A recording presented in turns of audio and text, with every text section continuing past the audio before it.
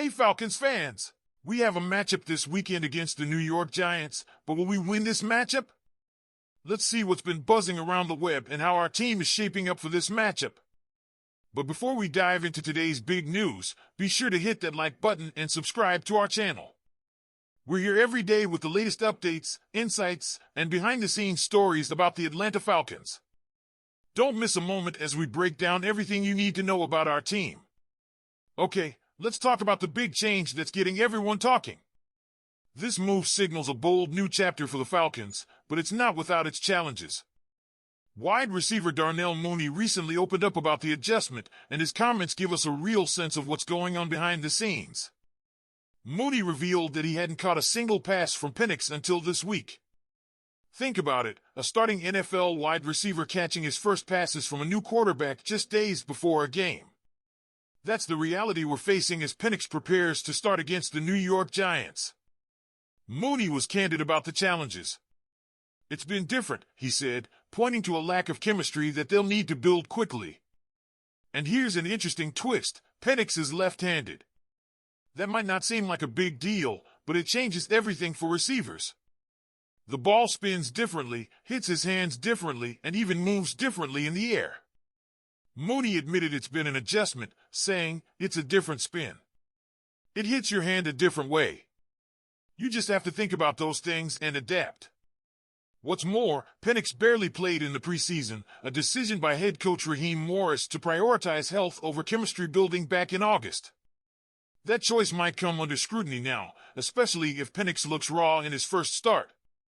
But the team didn't have much choice after Kirk Cousins threw 1 touchdown and 9 interceptions over a disastrous 5-game stretch. Cousins' struggles forced Morris to make a move, even though it's a high-risk decision this late in the season. Adding to the challenge, rookie receiver Casey Washington, who caught Penix's first professional pass, will miss Sunday's game due to a concussion. Washington has been sidelined for weeks, and his absence removes a key piece of the limited chemistry Penix had built with the receiving core. With outside linebacker Lorenzo Carter and receiver KhaDarel Hodge also questionable, the Falcons are feeling the strain as they head into this critical matchup. Meanwhile, star receiver Drake London has taken a different approach. London isn't letting the quarterback change faze him.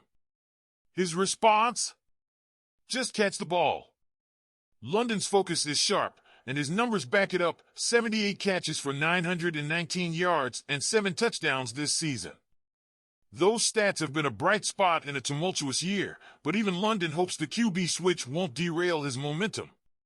The stakes couldn't be higher as the Falcons prepare for Sunday's game.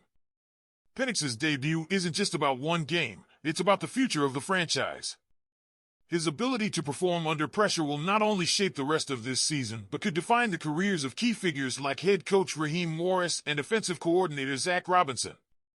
Penix's success, or failure, could also have major implications for general manager Terry Fontenot, whose decision to invest in Cousins now looks questionable at best. Falcons fans, this is a pivotal moment. Can Michael Penix rise to the occasion and spark a turnaround? Or will the challenges of this late-season QB switch prove too much to overcome?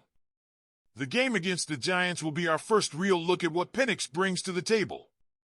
It's a story of high stakes, big risks, and a rookie quarterback stepping into the spotlight. So, what do you think? Is Michael Penix Jr. the spark this team needs, or are we in for more growing pains? For head coach Raheem Morris, the transition to Penix was a calculated move, but as he admitted earlier this week, the rookie hasn't had much time with the starting offense. That's a big deal. Chemistry between a quarterback and his weapons is crucial, and the Falcons have been working hard to build that connection in just a few short practices. Penix spent the week working with stars like Drake London, Darnell Mooney, and Kyle Pitts, and it's been a crash course for everyone involved. Mooney, who last worked with a left-handed quarterback in high school, knew he had some catching up to do, literally. He even called his old high school QB for extra reps to get used to the way a left-handed ball spins. That's commitment. The difference isn't just in how the ball feels, it's how it moves through the air. A left-handed throw reverses the spin on the ball, and that changes everything for receivers. Mooney, a deep ball threat, explained how focusing on that adjustment has been critical. Even practice squad receiver Chris Blair, who has had the most time with Penix, shared how it took weeks for him to feel natural catching those passes. But he's confident the extra reps will pay off. Interestingly, Drake London and running back Bijan Robinson are also left-handed, but lefty quarterbacks are an extreme rarity in the NFL. Before Penix, only Tua Tagovailoa of the Miami Dolphins held that distinction. Now, the Falcons are part of that exclusive club, and the offense is adapting quickly. Quarterbacks coach T.J. Yates has had months to get accustomed to working with a lefty, but for the rest of the offense, it's been an intense week. Penix is no longer just a backup running scout team plays. He's the guy now, and the playbook is wide open for him. Offensive coordinator Zach Robinson has confirmed that Penix has been deep into the scheme since rookie minicamp, and while the transition is happening late in the season, the staff has faith in his readiness. Let's talk about how Penix has been preparing for this moment. During Wednesday's walkthrough, the offense went through 70 plays, giving Penix critical time with the starting unit.